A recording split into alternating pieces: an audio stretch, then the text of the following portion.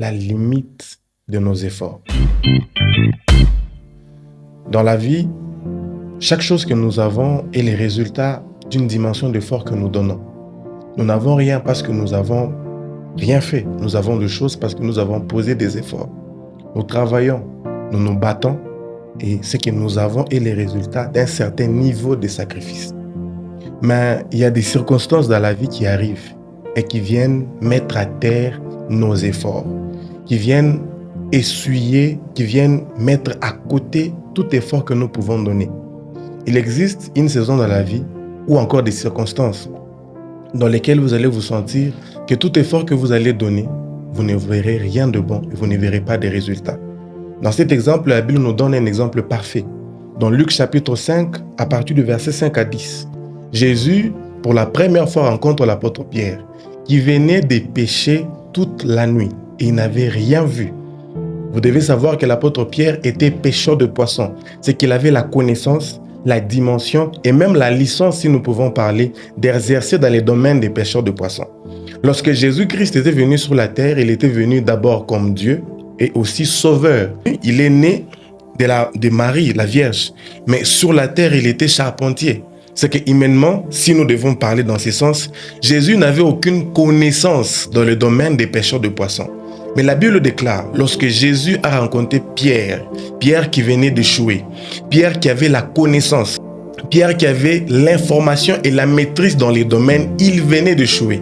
Mais lorsqu'il a rencontré Jésus, qui n'était qu'un sauveur, qui n'était pas pêcheur de poissons, mais qui était sauveur, Jésus, dans sa dimension de créateur, a pu aider Pierre qui avait les efforts, mais qui ne pouvait plus avoir des résultats par ses efforts, car il lui fallait la grâce.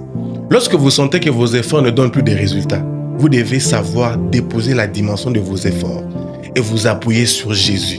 Notre orgueil mettra l'accent sur nos efforts, mais notre foi mettra l'accent sur la personne de Jésus.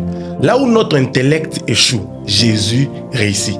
Jésus opère même dans les domaines où il n'a pas la licence. Il opère même dans les domaines où humainement il n'a pas les connaissances requises. Jésus n'aide pas que dans les choses qui sont spirituelles. Il aide aussi dans les choses intellectuelles, matériaux et physiques. Peut-être vous êtes en train de me suivre, vous êtes comptable, vous êtes électricien, vous êtes informaticien et vous sentez que vos efforts ne donnent plus de résultats. J'aimerais vous dire, lorsque vos efforts ne donnent plus de résultats, cela est un appel à l'intervention de la grâce.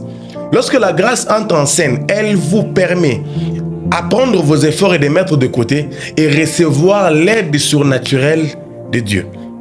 Deuxièmement, dans Matthieu chapitre 8, le verset 20 à 25, la Bible déclare « Les apôtres étaient dans la barque avec Jésus et la tempête venant. » Et lorsque la tempête était venue, les apôtres ont essayé de se battre avec la tempête alors que Jésus était déjà dans la barque.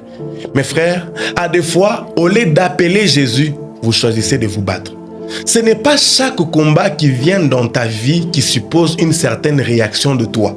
Certaines batailles dans lesquelles tu es, tu les as déjà perdues. Pourquoi? Tu n'as ni la puissance ni l'autorité de vaincre cela. Il y a des choses qui viennent dans ta vie qui n'ont pas ta nature, qui sont issues d'une autre nature et qui demandent l'intervention d'une autre nature venant d'une autre personne. Alors que le vent était en train de souffler sur la barque et que les apôtres ont essayé de se battre, ils ont vu qu'ils ont essayé avec leurs moyens. Ils ont essayé de se battre dans un combat qui avait une autre nature et ce combat demandait l'intervention d'une autre nature. Jésus étant dans la barque, il dormait. Mes frères, comment Jésus peut dormir dans la tempête? C'est lui qui dort dans la tempête et c'est lui qui a la foi que la tempête finira. C'est lui qui dort dans la tempête et c'est lui qui connaît que la tempête ne pourra pas me détruire. Lorsqu'ils ont appelé Jésus, j'aime la réaction de Jésus. Jésus n'a pas prié, il a menacé. Il y a une différence entre prier et menacer. Prier, c'est demander, mais menacer, c'est l'utilisation de l'autorité. Jésus étant créateur, il avait l'autorité de menacer les éléments qui pouvaient combattre les disciples. Lorsque nous sommes en communion avec Jésus, nous avons l'autorité de détruire ce que l'ennemi jette contre nous.